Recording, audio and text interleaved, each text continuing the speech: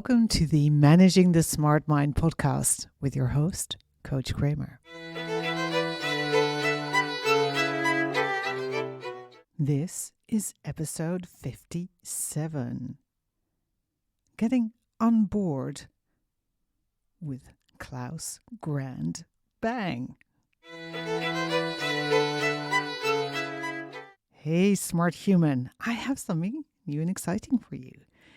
Interviews with other people with smart minds who have found a way of living an exciting, fulfilling, fun life, right? Really using their smart mind in the best possible way. So this is the first part of an interview I did with Claus Grand Bang. Yes, that is his real name. More about that in the interview. And in this first part, we address many things. For example, how do you communicate with your superiors when you're going to do stuff that they may not necessarily like or approve of? How do you basically free up the space to experiment? How should you be teaching? And Claus has developed an entire model for this. How should you homeschool smart kids? So for this and much more, tune in to this episode of Managing the Smart Mind. It is such a joy for me to introduce the first ever guest of the Mastering the Smart Mind podcast.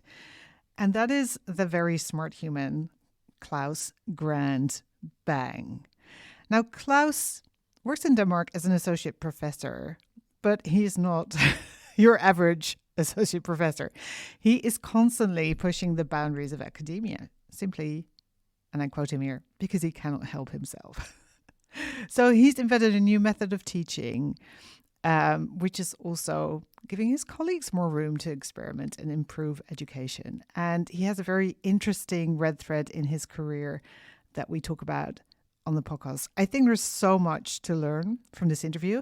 It's in two parts because we just couldn't stop talking. I think we could have talked for another 5 hours at least. So enjoy this first part with associate professor and experimenter Claus Grand Bang. Welcome, Claus Grand Bang. And that's going to be my first question. I mean, so happy to have you on the podcast, but let's talk about the name. What is happening there? Is this for your movie star?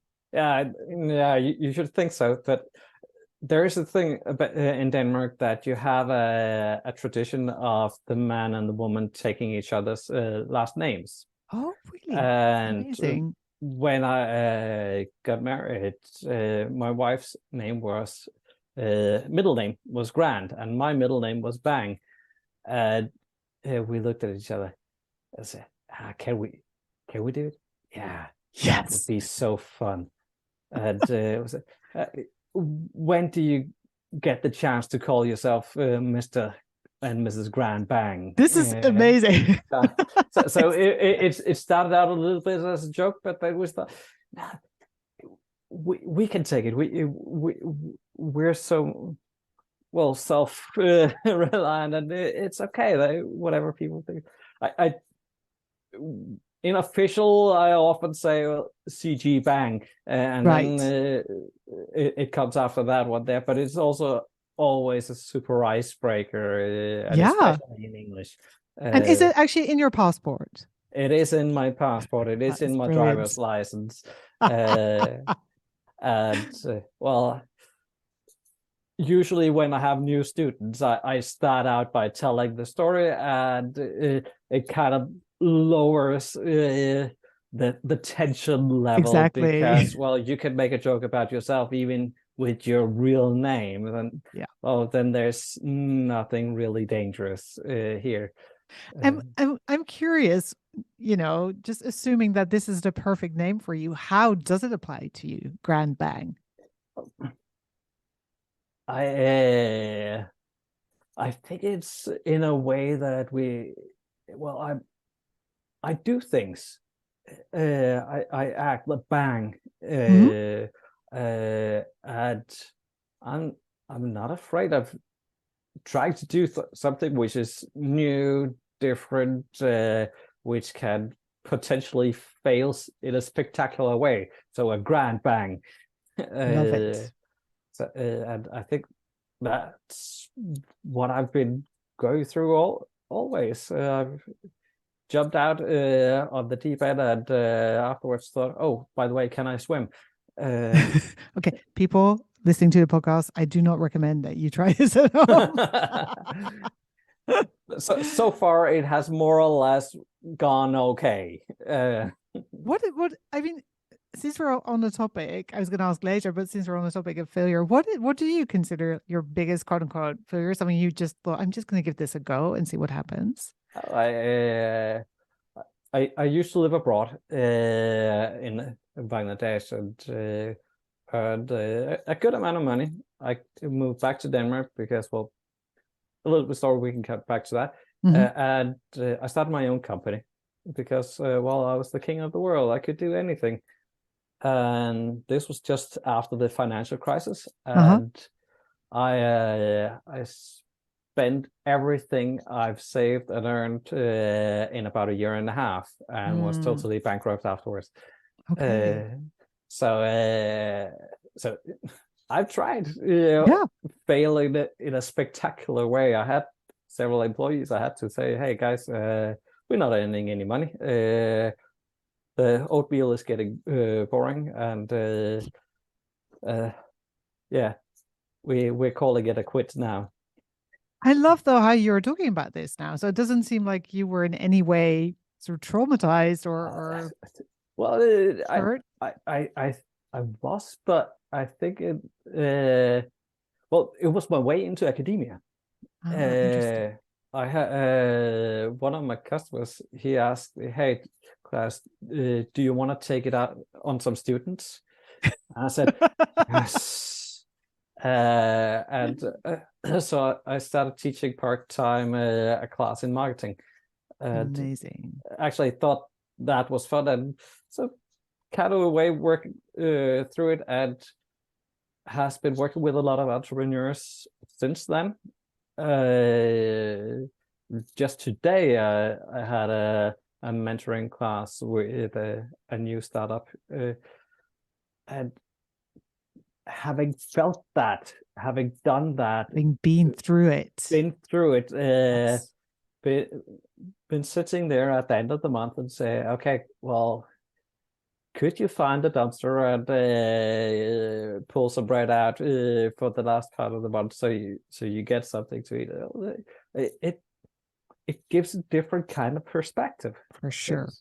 And also because I came within 2 years from having a driver, a nanny, and a cook employed by me and my family to that stage. It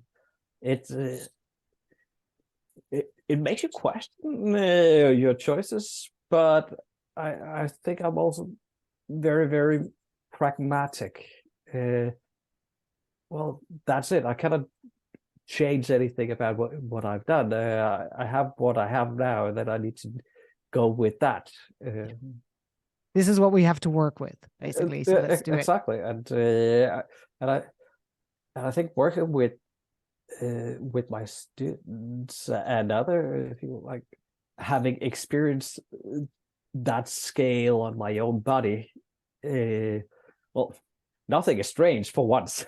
But also I kind of feel them no matter which situation they're in. I love that. You're able to relate to every part of the journey they go through. And I, of course, always, well, and maybe that's also one of the things I'm extremely careful about not hurting anyone's dream. Tell me more about that. Because I can, because I've been through the journey. I've been at the top. I've been at the bottom. I can see, well, I think I can see this is going to fail, and most of the time I'm right. But it's so important that they try and that Yes. they feel this exhilaration when things go well, but also that, oh, this was not good. And then I'll be there and help them and say, hey, guys, yeah, it's okay. Let's do something else. Yes. Let's go in a different direction. And because your dreams are the most precious thing you can have. Oh my God, 100%. I mean, this is also a massive part of my job, right? As a coach, to 1000% believe that the people I work with can achieve anything they want. And is it going to manifest exactly the way they currently envisage it? Maybe not, right? But they will learn so much along the way. And I also think this is the way we should parent, right? This is not coddling and saying, oh, be careful, you might be disappointed, etc., etc. No, try that shit. Maybe not jump in the water if you can't swim, but almost. Right? Yeah, well, jump in the water if you can't swim, if you have someone there who's ready to jump in and pick you up. Yeah. And maybe that's what I try to be. That guy who's standing next to the pool, looking at the one who jumps into the pool and say, okay, wow, this looks cool. And all right, good. I'll look at my watch. 3, 2, 1. All right, I'll jump now and pick you up. Yeah. But having that need to do thing, being able to act on your dreams, I think that's fantastic, and you can see it in anyone who's starting something, that be an entire business for themselves, or just a gardening project. The light in the eyes. Yes. Well, that's what I look for. Like kids, as you mentioned, when parenting, when they come to you, hey, look, I made 2 lines on the paper. Yeah. It's 2 lines on the paper, but they're so proud with the dream they achieved it, and well, let's support that. Yeah, 100%. So tell us a little bit more about what you currently do. Well, currently I teach data analytics. So I've been going through in my academia from studying. I think the first thing I taught was economics, and then I became softer and softer and softer, teaching organization and sales, and then I've recently moved into the analytics side of things. I teach data maturity, corporate data maturity, how to assess, analyze that. And I think you're going to have to explain, because not everybody who's listening to the podcast may know what data maturity is. Well, in essence, it's how good a company is to use the data that they have to make decisions on. And a little bit contrary to what you might think, it's not just for when you're doing analytical, but also when you're doing intuitive decisions. Oh, interesting. I'm actually just starting writing a book on corporate data-driven decision making, because there's no collected book out there, at least that I've been able to find. Now, even your intuitive decisions, you base on some information. Yes.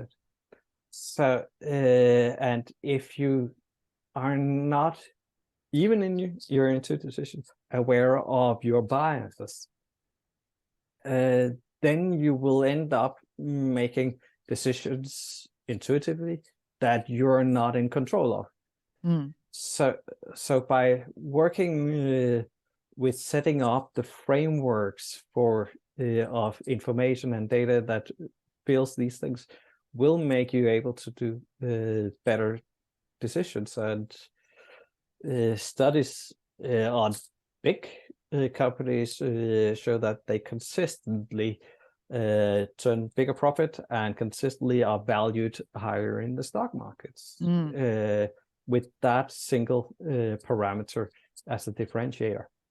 So I love many things about this, but specifically, and that's one other reason we're talking is that you are going to write a book. You keep yourself very busy, right? You are not bored. And that's one of the reasons I wanted you on, because so many listeners are struggling. Like, how do I keep my work interesting? Tell me a little bit about how you keep your job interesting, because I know there's many ways you do. Oh, well, I have a hard time sitting still. So and I have kind of like I try to enforce this taking actions. I do that if I see something which needs to be done, that being picking up the coffee for the meeting, I do that. I simply cannot let it be. But also if for example, the education I'm teaching is an education I invented a few years back. Because your method, basically, your program. Yeah, my program. Because I was thinking, I was talking to some companies and they were saying, we need these and these skills, and where do we get them? And well, let me invent it. I love it. Let me do it. And I took some time, interest hours, as you say, without being specifically asked to do it, and defined, okay, I think this would be a really, really good education because there is a real need out there. So I did that. And I saw we had a bunch of international students, especially from the Asian area.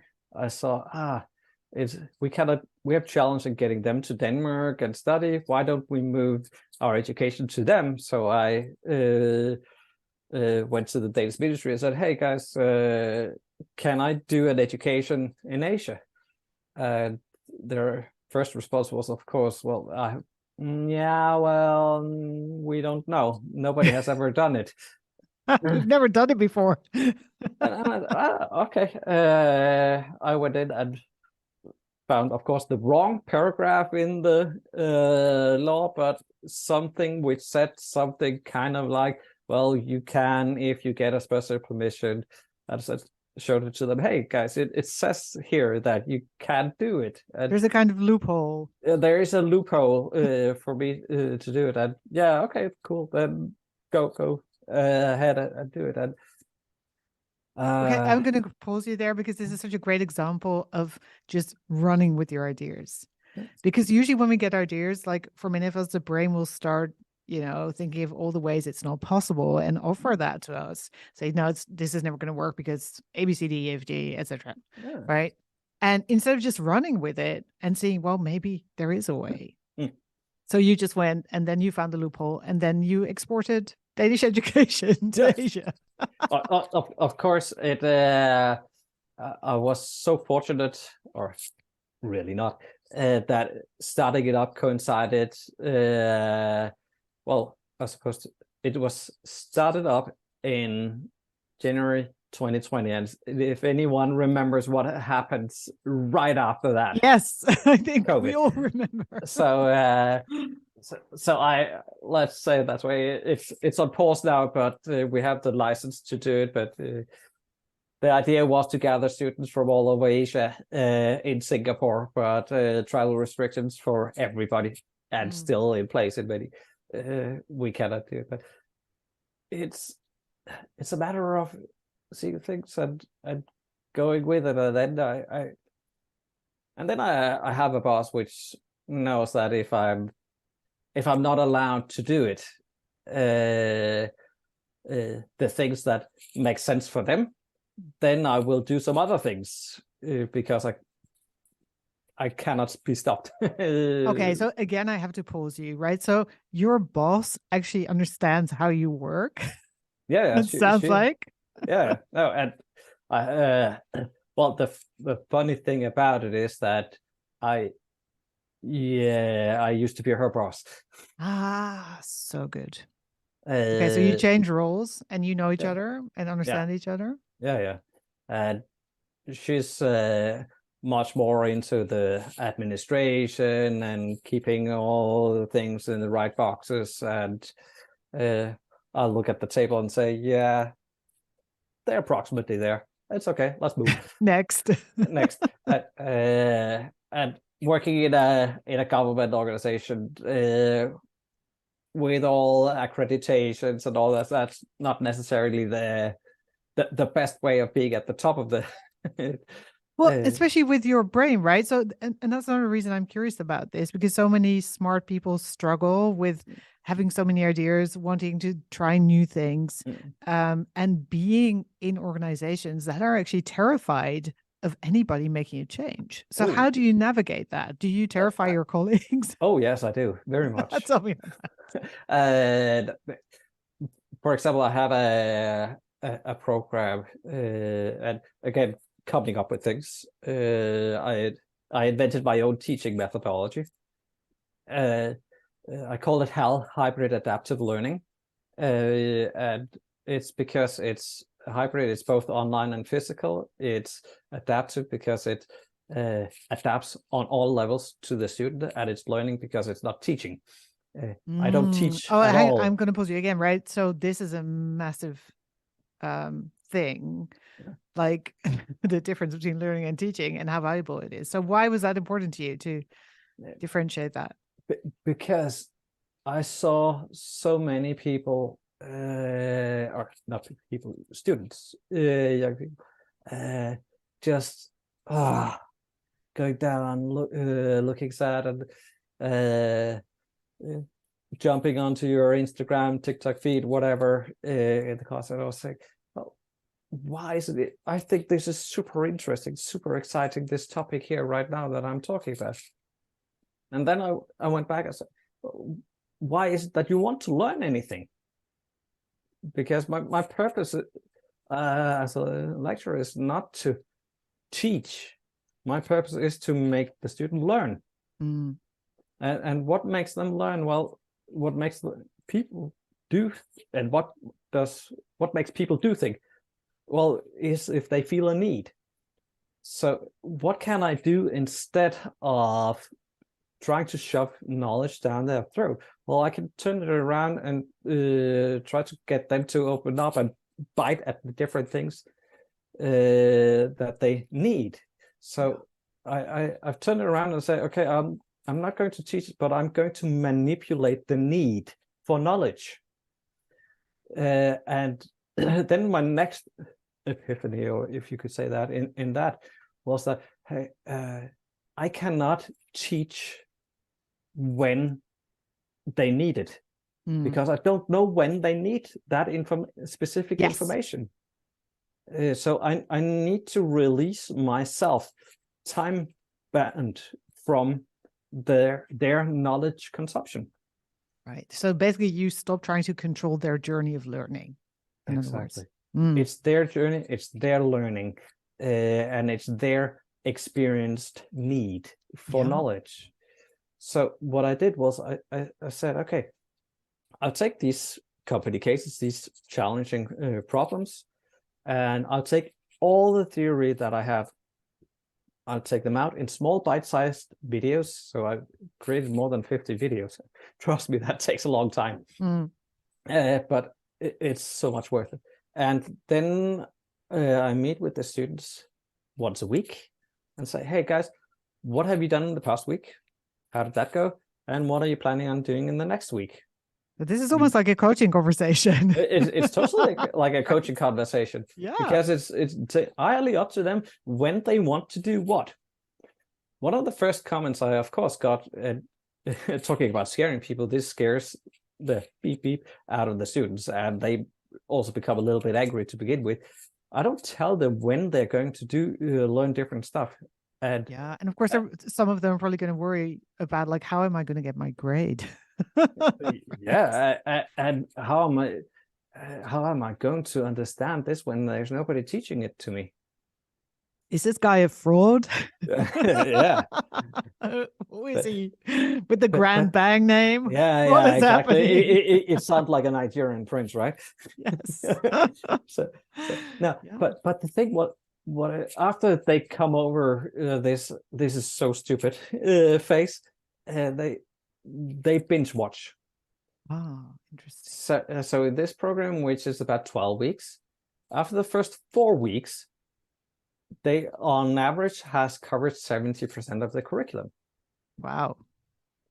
And on group level, I put them in groups because then they can bitch about me to each other there instead of in the general room. Then on group level, they've covered 100% after the first 4 weeks, which means that they have an overview of the entire curriculum. Then when they go need the information deeper, then they start reading the book chapters. And if they need it even further, they go down and read the academic papers, which my students would never ever have done elsewhere in any other classes. So I'm just going to interrupt you and say there is so much I love about this, but this is exactly how I operate, how I taught myself to operate, right? This is my mode of learning. I'm a scanner. I will find exactly what I need in the moment, right, to solve a problem. And then maybe it's so exciting. I want to read more. I want to find out more. Maybe next week I will run into the next challenge and dive deeper. Yeah. But it's always driven by its sort of relevancy. And I'm controlling the or I'm manipulating, because I'm actually not controlling, but I'm manipulating the relevancy in the questions that I ask in our weekly sessions. So smart. and I do actually think, if I were to guess at some direction that higher education should go, then it should be this direction, because it also mimics, as you say yourself, real life. We can never ever teach everything. We should never ever even try to do it. Yeah. Because how many of us are actually working what we're trained at originally? Well, you're talking to a philosopher, so give it exactly. a guess. I've studied international business. I'm not doing international business. I've not done it for many years, directly at least. But I've picked up things because I needed it. And if we can, or because they were attractive as well, right? Or fascinating, or juicy. Yeah. Well, actually, my latest crazy project, as I say, is that apart from this business of data classes I'm teaching, I found it interesting to learn about natural language processing, text analysis using a program language called Python. I don't know how to program. I don't know text analysis, but I had some students who actually thought this was interesting. So when we gathered at the beginning of the semester, I so how many of you guys could be interested in a class about Python and text mining? And they said, yeah, that sounds interesting. All right, let's do it. It's extracurricular, so it's outside your regular school, and we're doing it together because I don't know anything about it. You don't know anything about it either. You have had other kinds of programming, so you're probably even ahead of me. And we'll meet every 2 weeks approximately. We'll talk about what we've figured out, and we'll move through it. And you know what? Almost 9% of my students is joining it. This is incredible. So this reminds me of my earlier question, which I don't think you've answered yet. How do you manage the freak out amongst your colleagues or your managers, if at all? Partly I teach online, so they don't run into me. Know. No. They shouldn't listen to the podcast. No, I actually think the way that I manage it and they manage it is that they see me as doing crazy stuff, which also makes it more okay for them to do things which are not as crazy, It's sort but of keep that the they think balance. that they think, well, if he can do this super crazy thing, like teaching a class without teaching anything at all, then I can give a couple of cases to our students where they actually are required to prepare. And so I push the norm for what's acceptable, and I think that's to a large extent the role that I have in my organization. I make it, I make it allowed to do experiments, Right. To innovate and to try something, and it may not even work. What would your advice be to someone who works within an organization and is so hungry for this kind of freedom? Like, can you give like a generalized sort of I think it's a matter of what I usually do in practical terms is that I bring management in quite early. Okay. So communicate very early on. Communicate early on and say, hey, I have this idea. It might work, it might not work, but I'll just be running with it for a little while. Okay, so you don't really even ask, I'm noticing. You just no share with them what you're going to do. No, I keep them informed. Yes. But I don't ask. It's important, right? So first step, do not ask, but share information well ahead of time. And if they come back and say, why did you do that? I told you that I was going to do it. You could have stopped me there. Oh, so good. Okay. Yeah. Because it's they implicitly allow me to do it by not stopping me. Yeah. Have you ever got into trouble? I mean, with management. We'll talk about the rest later.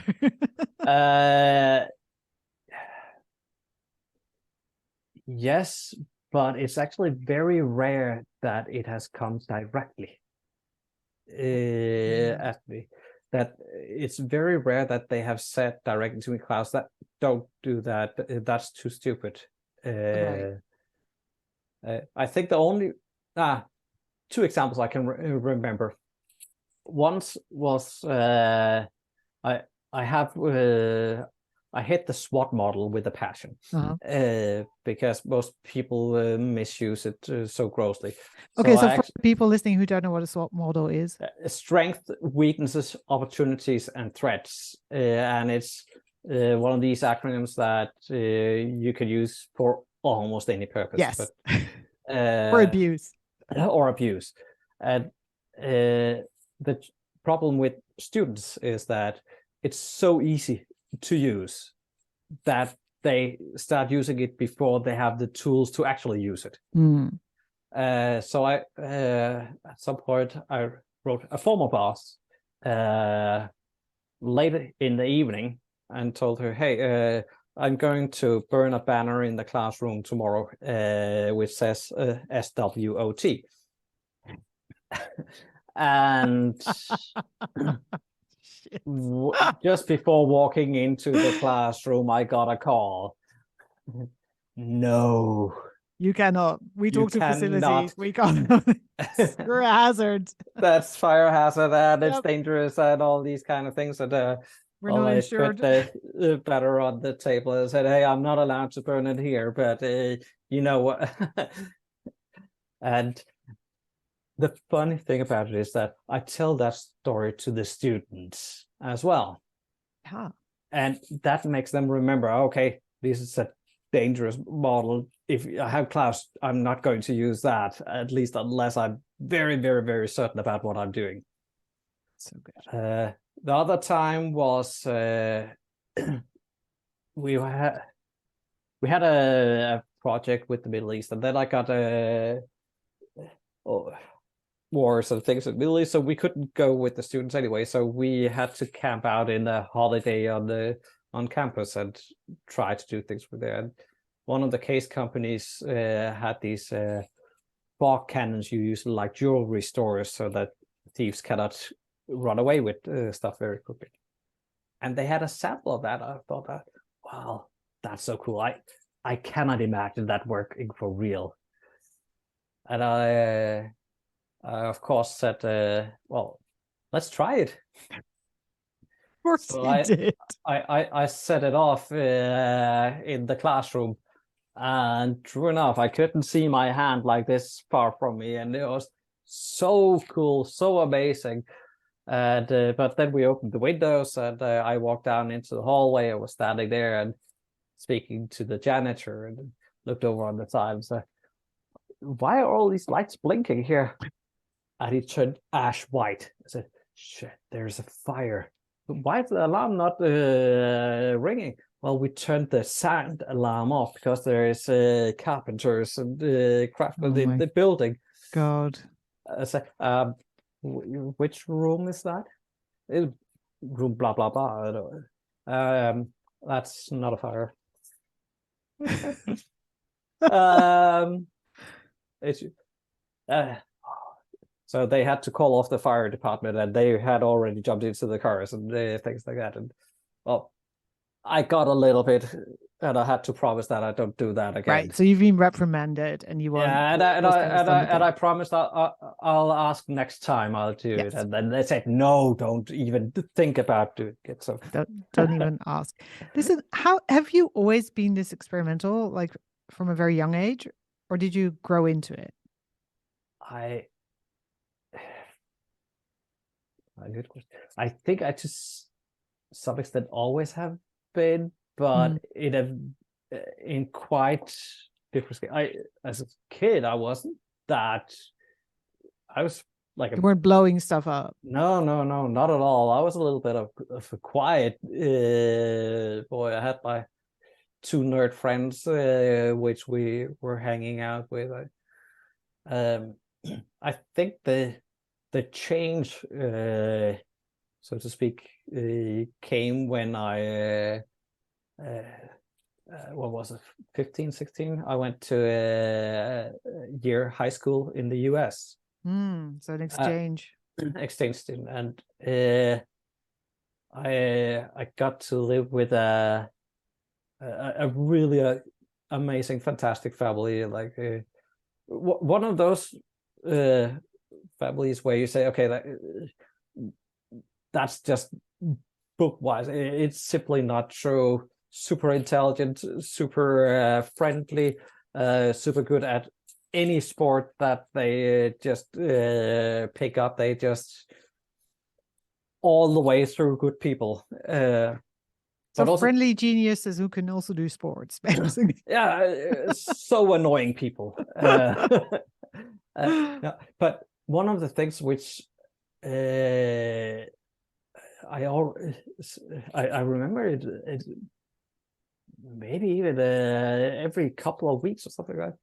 I was driving with my brother there on the way to school, and a car in front of us breaks down right in the middle of the light set, and we're 15, 16. We must be 16 because he was driving. He pulls the car into the side and says, "Hey, Claus, come on." Two young boys, know nothing about it, jump out of the car, run over, pushes the lady in the car over to the side, make sure everything is okay. And we get a little bit late to school, but hey, there was no reason for us to do it.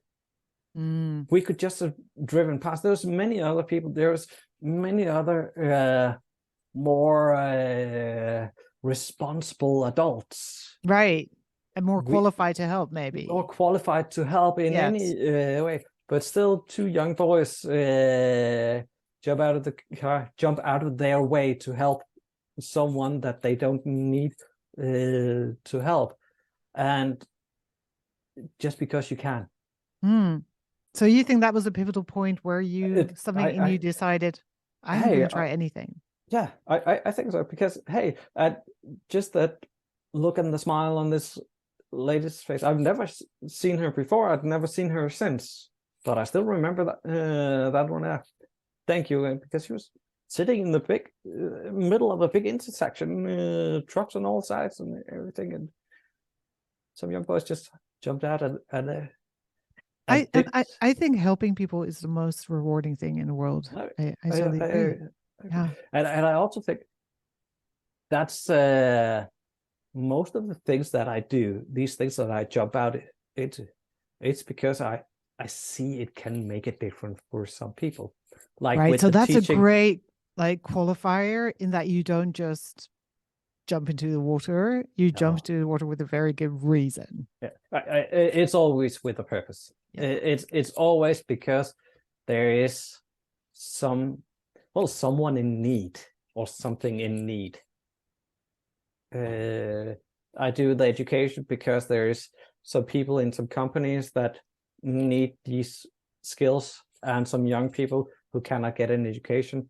I create an education in Asia. And so forth. So I do it because there is a need, and because I need to help. I need So to. would you say this has been kind of the red thread in your career, like helping people, looking back? You could say it, and I think that's why I went into the management side originally, because I didn't start in academia. I started in management and selling a software because some people needed some tools to do so. That's I think that's also why I had to go away from Bangladesh when I was living there. I'd lived there for approximately 3.5 years, and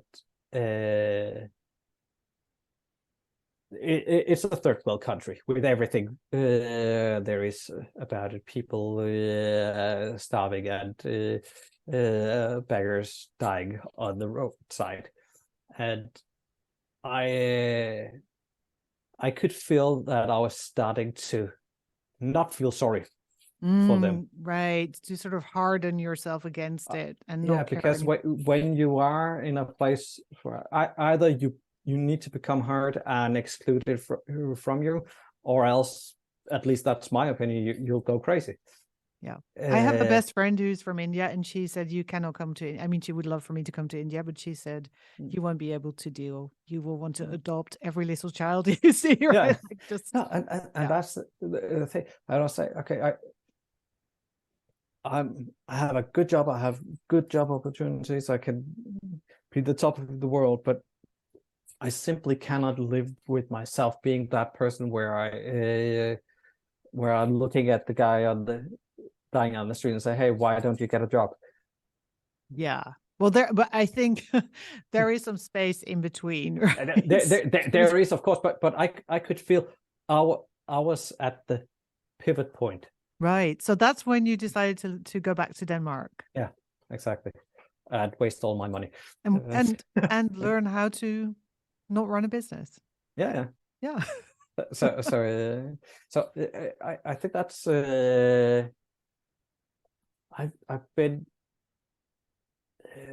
quite how to say deterministic on some things. When I feel it, I need, and that I need to do something about it. I really need to do something about it. You mean deterministic in the sense that you cannot even stop yourself should you want to? I cannot even stop myself. I just want to highlight this too, because this is something I recognize I've seen in a lot of my clients, and I also see when I look back on my own life. Like you just have to, and other people say, "Oh, you're so brave," and you're like, "No, not really. I didn't have there's no other option, right? I had to quit this job, take this step. My entire being knew I had to do this." And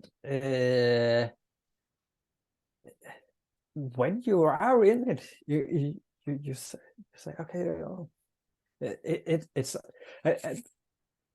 yeah, as you say, it's actually not a choice. Yes. You are being called in a way, right? If I don't know who's calling. No, I that's a dangerous road to go. Yes, I know. Let's not go there. but it is someone, for some it would be a religious conviction that going from where I am to going to be a missionary is probably not that far if we really dug into it, because I feel I'm missionarying of my teaching thoughts these years. Yeah. That we need to move away from the lecturing side over into the learning side. I think so. I've anywhere where I can get to it, I try to propose this. Hey guys, try this. There is another way.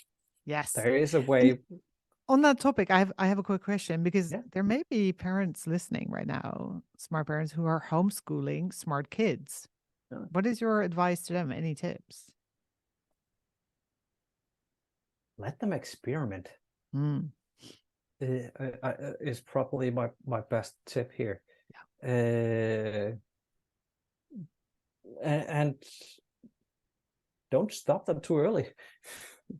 And can you define too early? Well, yeah, no, I cannot, because it's probably not where you think it is, and it's probably not where they think it is necessarily, and especially not where their teacher thinks it is. Yeah. And actually, I don't know if you've read this book. It's relatively new. It's called ID Flow, by Jeremy Utley and Perry Claiborne, from D School. And it's exactly what they say in there as well. It's like we always want to stop too early. This is with regards to ideation, yeah. Right? But yeah, our brain is always like, yeah, no, this is it. We're done. Next.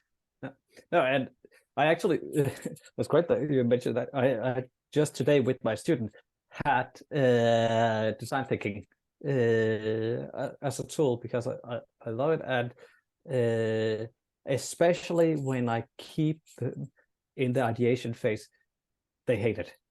Right? It is awful. It's awful. It's fun the first 10 minutes. Yes. And then I say, no, you're not even close to done. Yeah. You need to push the boundaries even more. And well, today I got some of the students to say that this what is it? A slaughterhouse should skip meat and only do vegetable.